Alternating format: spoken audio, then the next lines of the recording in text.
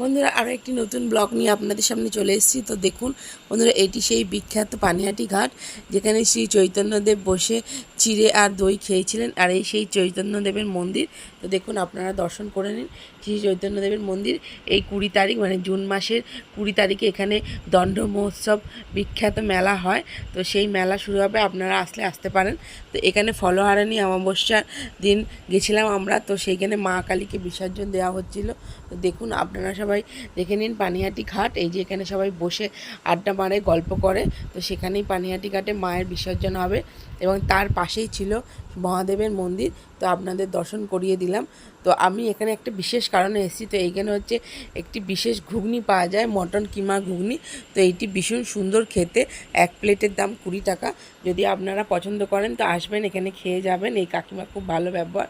তো দেখুন, গরম গরম ঘুগনি আমি খেতে শুরু করে দিয়েছি। আমি আর আমার বরমশাই এসেছিলাম মেয়েকে পড়তে দিয়ে। আমার ভিডিও যদি আপনাদের ভালো লেগে থাকে তাহলে আমার পাশে থাকবেন, আমাকে সাপোর্ট করবেন, আমাকে এগিয়ে নিয়ে যাবেন। টাটা, সবাই খুব ভালো থাকুন।